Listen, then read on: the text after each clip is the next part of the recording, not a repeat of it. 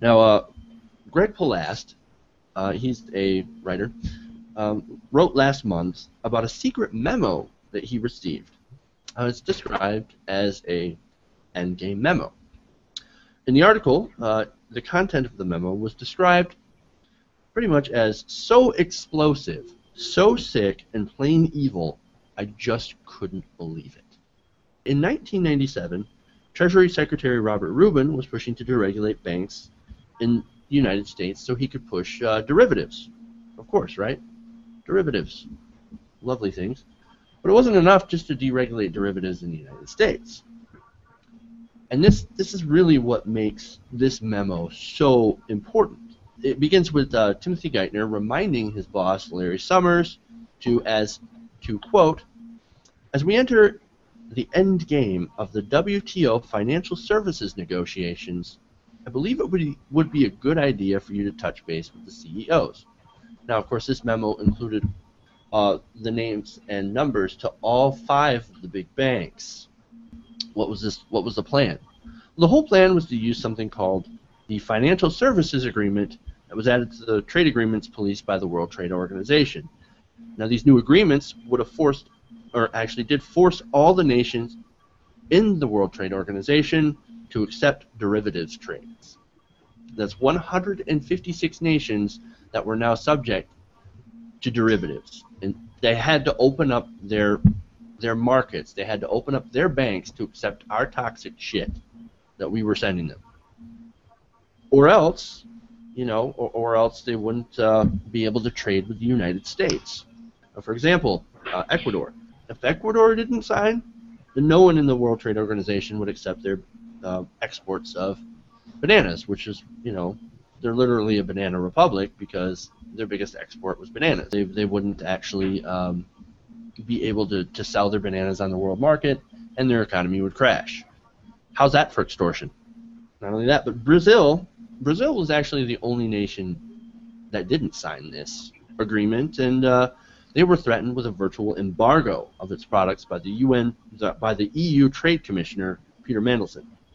Now, of course, Brazil actually, to this day, has not signed on to this, and surprise, surprise, they survived the banking crisis of 2007 to 2009. And their economy got better. Others, of course, were not so lucky.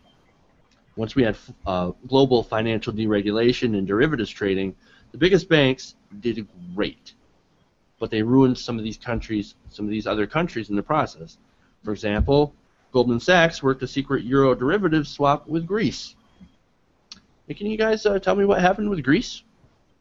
Oh, they're doing great. Yeah.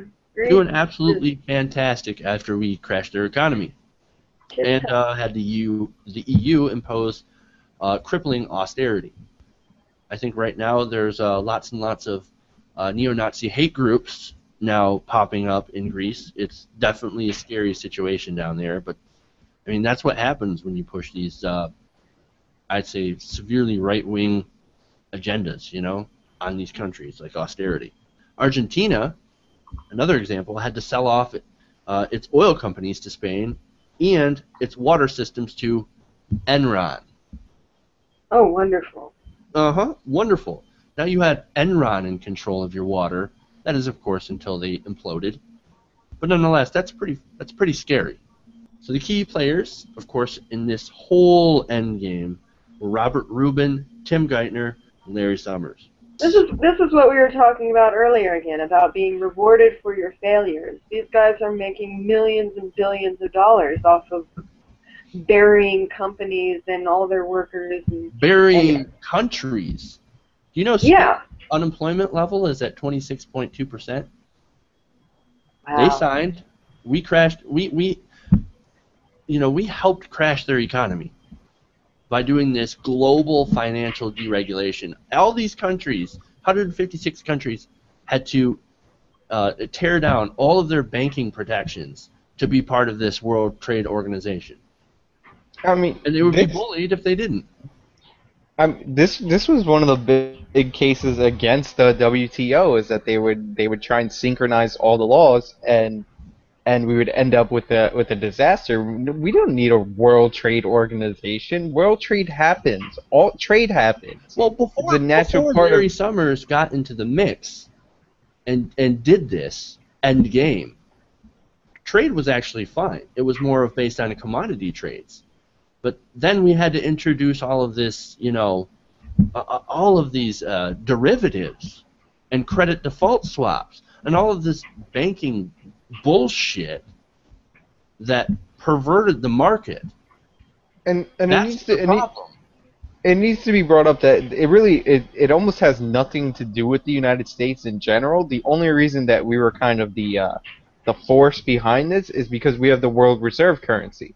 So if you're not going to get any dollars, which is the world reserve currency, then your exports and all that is basically screwed. So that's the reason that the banks use the United States government to push this through. Say another country did have the reserve currency, the banks would just go after them that's what I'm saying. Unless they had stronger laws stopping that. Some sort of regulation in play that prevents that. But I'm just saying it could have started from anywhere, and this point needs to be sold home. The World Trade Organization is not necessary at all. Like it's ridiculous, and what they were doing is they were basically extorting weaker countries and all the powerful countries were in on the scam. Like their governments were bought off, and they basically extorted a lot of weaker countries. And give credit to Brazil, who I think their president at the time had a fourth grade education, the man who turned around Brazil, and even he was smart enough to figure out that this was a scam. Right, and Brazil is continuing to do a lot better on a world scale. Brazil is doing actually quite well, from what I've been hearing. Definitely doing a lot better than Greece. And another thing, the Greeks are also under more pressure. And other countries, smaller countries in the EU, is because they're in the EU, so other countries can negatively affect them. Even if they don't want to accept any of these policies, if you get Germany and the leaders of the EU to accept it, then basically the Greeks have to go along. So there's a lot of centralization at play. The WTO, the EU, that they don't really help. Uniformity is not a good thing. Bullying smaller countries, basically using the United States to, poke everybody in the eye and say, hey, unless you sign on to this massive deregulation that will probably one day crash your economy by letting our giant multinational corporations run roughshod over your laws. And there's another thing, too. There's another good point that I want to bring up, is the fact that we're giving corporations, large multinationals, too much power over sovereign nations. Right, exactly. They shouldn't have the authority. They shouldn't have the power to be able to bully entire countries and destroy their economies. That's why I believe that there should always be some form of effective regulation to prevent this sort of thing from happening.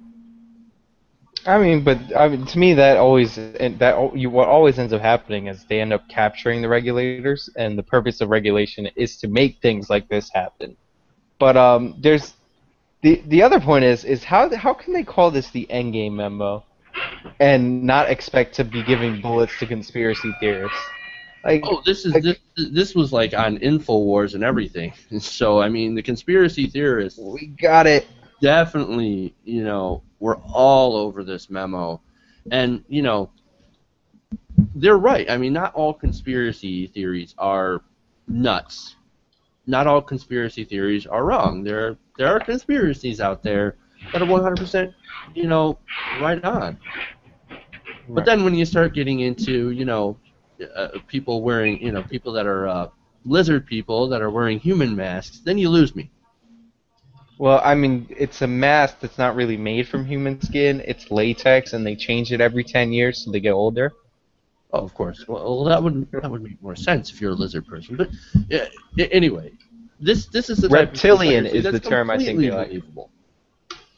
Because what do people in power want to have? Well, they want to have more power. What do people with money want to have? They want to have more money. this is definitely a way to get both. Right, And then power corrupts and absolute to power. shirk the consequences. Right.